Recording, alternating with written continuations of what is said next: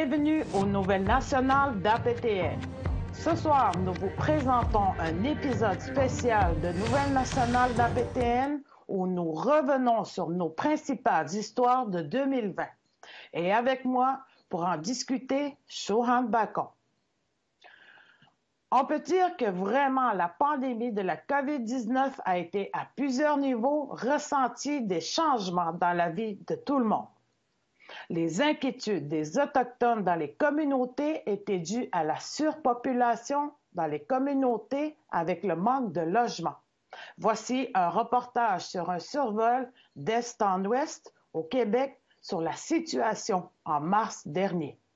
À Paguashibo, la directrice générale du Conseil des Inuits de Paguashibo, Mary Mark, nous informe sur le défi que d'être une communauté éloignée. La communauté est située à l'extrême est du Québec et est accessible seulement par bateau ou par avion. La communauté, puis revenir.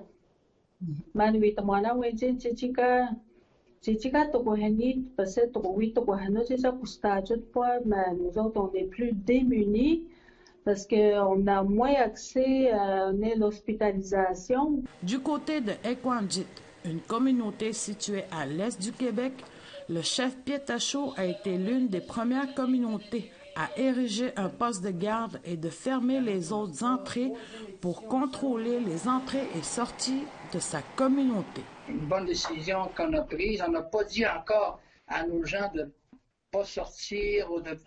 On n'en est pas rendu là. C'était plus au niveau des gens de la région qui n'ont pas d'affaires ici, mais tous nos professionnels, toutes les ressources, même nos fournisseurs en termes d'alimentation et autres, peuvent rentrer dans la communauté.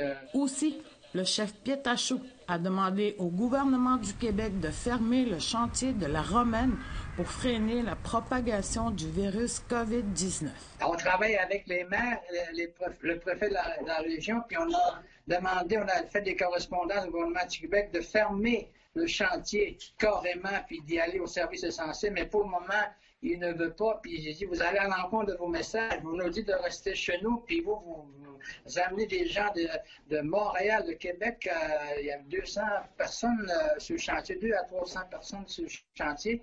Pour la communauté d'Odanak, située au centre du Québec, le Conseil des Abénaquis de Odanak est fermé pour éviter toute propagation du virus.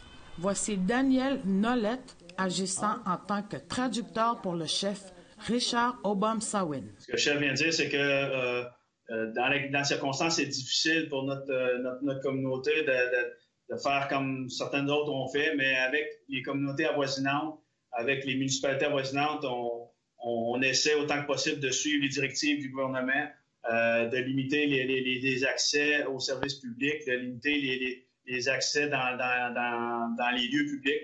Constant Awashish, qui représente les 3 communautés atikamekw, ont suivi les directives émises et restent en contact étroit avec toutes ces communautés. Récemment, les communautés ont pris la décision de contrôler les entrées et sorties des 3 communautés, Wemontashi, Obituan et Manoan. Pour nous, je pense que c'est une nécessité. On connaît le problème de surpopulation dans nos communautés. C'est important pour s'assurer qu'il n'y ait pas de propagation du virus au sein de nos communautés. Je sais que ça peut paraître un peu musclé, mais je pense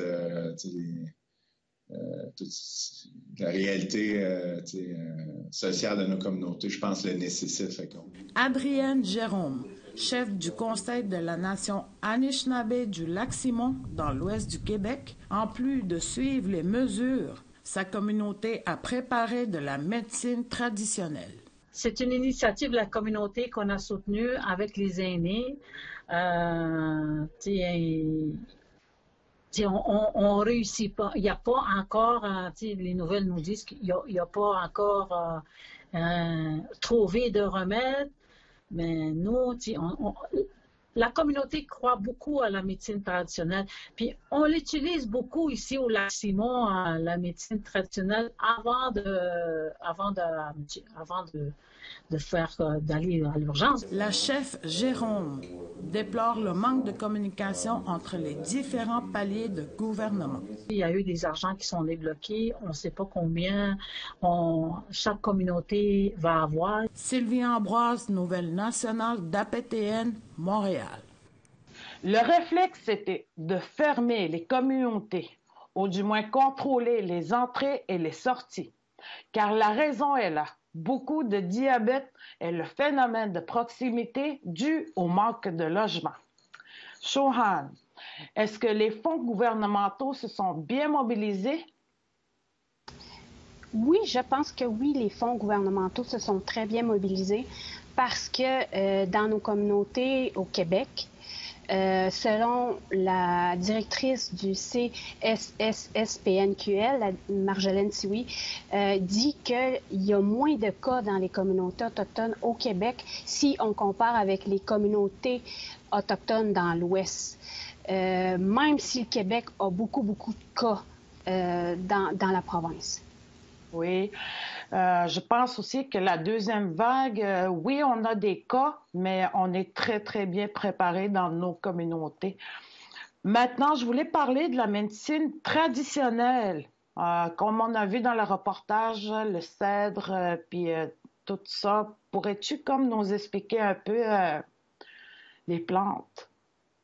Oui, les gens se sont vraiment tournés aux médecines. Donc, on a les gens plus ici vers l'ouest de la province, mettons, plus au sud, c'est le cèdre qui a vraiment été utilisé pour faire les tisanes. Puis, plus dans l'ouest, dans l'est, excuse-moi, mais plus la côte nord, c'est le mélèze qui est accessible. Il y a moins de cèdre là-bas. Donc, les gens, chez les Inuits, le mélèze a beaucoup été utilisé pour faire les tisanes afin de prévenir la contamination, mettons, de se protéger contre la COVID-19. Oui, moi-même à Montréal, il y a du cèdre juste à côté. J'en ai fait bouillir pour l'air, pour assainir l'air. Il y a aussi quelque chose que j'aurais aimé parler, c'est par rapport à mon travail, comment que ça s'est déroulé en mars. En 2-3 jours, nous avions dû changer de manière de travailler. Il a fallu que j'arrête de sortir de Montréal, que j'ai pas pu aller dans les communautés. Il a fallu que je vote tout le temps par le Skype. Que j'essaie de rencontrer des gens comme ça pour faire mes reportages. Aussi, nous avons demandé des images pour les personnes qui sont dans le terrain là, avec leurs histoires, en lien avec leurs histoires. Et le plus gros changement que j'ai eu, c'est de présenter le Nouvelle Nationale dans mon salon.